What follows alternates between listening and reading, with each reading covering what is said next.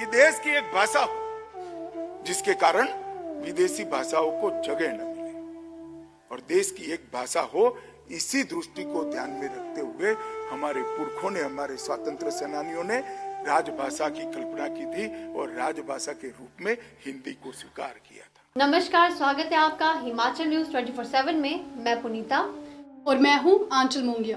हिंदी दिवस के अवसर पर आप सभी को बहुत बहुत बधाई, शुभकामनाएं। देश एकता का सार है हिंदी, राष्ट्र प्रेम का आधार है हिंदी, अपनत्व का भाव झलकाती हिंदी, इसलिए सबको है भाती हिंदी। भारतीयता का बोध करवाती हिंदी, हर जगह सम्मान दिलवाती हिंदी, जन जन को राह दिखाती हिंदी, देश का मान बढ़ाती हिंदी, सब भाषाओं में श्रेष्ठ कहलाती हिंदी, भारतीयों की शान बढ़ाती हिंदी। महानुभाव, आइए आज हिंदी दिवस के इस महत्वपूर्ण अवसर पर बात करते हैं। हिंदी भाषा के महत्व की। मानव जीवन के प्रारंभिक काल में कोई भी भाषा या बोली या लिपि नहीं थी। जब मनुष्य ने समूहों में रहना आरंभ किया तो अलग अलग ढंग से अपनी अभिव्यक्तियों को प्रकट करने के लिए विभिन्न सांकेतिक भाव भंगिमाओं को साधन बनाया। कालांतर जगह जगह कबीलों की अलग अलग अपनी भाव भंगिमाएं व संप्रेक्षण की क्रियाएं सैकड़ों हजारों वर्षों के पश्चात चित्रों के रूप में परिवर्तित हो गई। विश्व भर की प्राचीन गुफाओं अथवा कंदराओं में वर्तमान में भी प्राचीन सभ्यताओं द्वारा उकेरे चित्र उन सभ्यताओं की अभिव्यक्ति महत्ता को दर्शाते नजर आ जाते हैं। सदियों का लंबा सफर तय करने के बाद इस ब्रह्मांड पर अनेकों बोलियों और भाषाओं का उद्गम और विकास होता गया।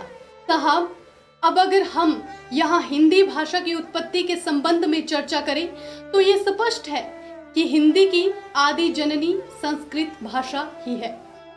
संस्कृत भाषा से विभिन्न पड़ावों से गुजरती हुई अपभ्रंश हिंदी प्राचीन हिंदी का स्वरूप धारण करती हुई विश्व की श्रेष्ठ भाषा का गौरव पाने को आतुर हो उठती है।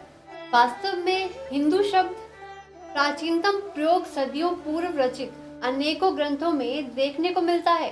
5वीं सदी में रचित कुछ ग्रंथों में सिंधु नदी और हिंदू शब्द के प्रयोग की समानता के चलते भारत इस लाडली भाषा का नाम शायद इन्हीं कारणों से हिंदी पड़ा।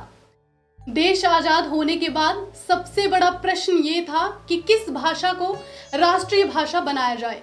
काफी विचार विमर्श करने के बाद 14 सितंबर सन 1949 को हिंदी को राजभाषा का दर्जा दिया गया।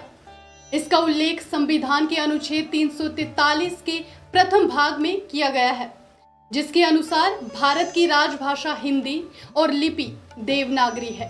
सन 1953 से 14 सितंबर के दिन हिंदी दिवस मनाने की शुरुआत हुई।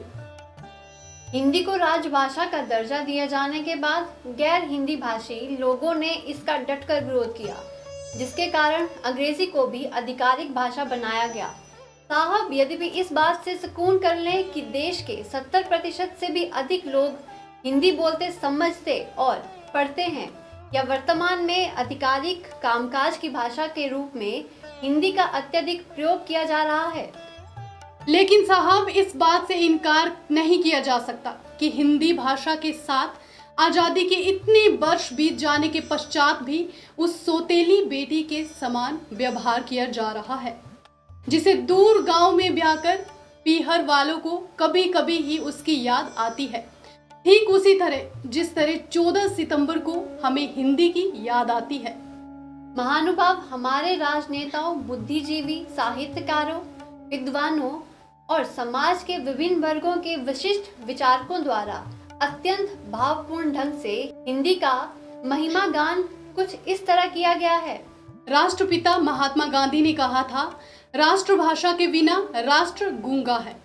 राष्ट्रीय व्यवहार में हिंदी को काम में लेना देश की उन्नति के लिए आवश्यक है। सुमित्रानंद पंत ने अपने राष्ट्र की अभिव्यक्ति को सरलतम स्रोत बताया है। थासिम्स डेविस ने स्पष्ट शब्दों में कहा कि कोई राष्ट्र अपनी भाषा को छोड़कर राष्ट्र नहीं कहला सकता।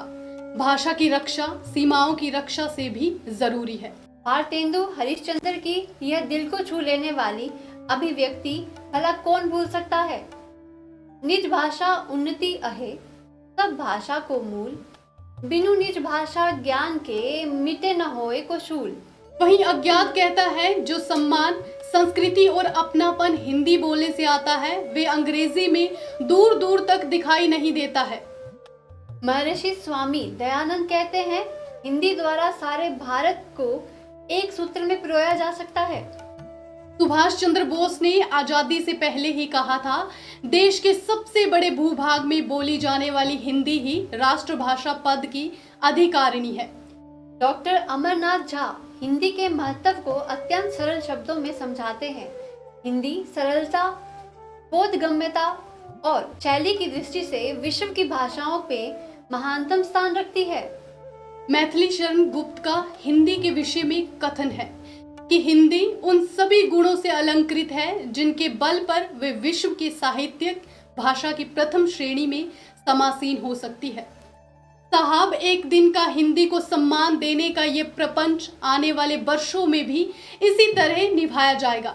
लेकिन क्या आने वाली पीढ़ियों को हिंदी के वास्तविक महत्व के बारे में समझाने का कोई सही व सार्थक बीड़ा उठाया जाएगा?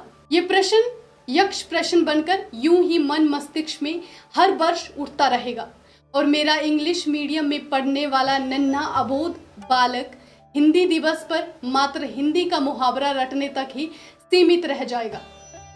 महानुभाव हिमाचल न्यूज 24/7 आप सभी हिंदी प्रेमियों को विश्व की इस विराट आभा से सुशोभित भारतीय हृदयों में शोभायमान हिंदी दिवस के अवसर पर आप सभी को हार्दिक बधाई देता है। आपसे आग्रह करता है कि मातृभाषा हिंदी के प्रचार व प्रसार के लिए हिंदी बोलना, लिखना अपना गौरव मानिए, क्योंकि राष्ट्रीय एकता का प्रतीक है हिंदी, देश प्रेम की अनूठी सीख है हिंदी।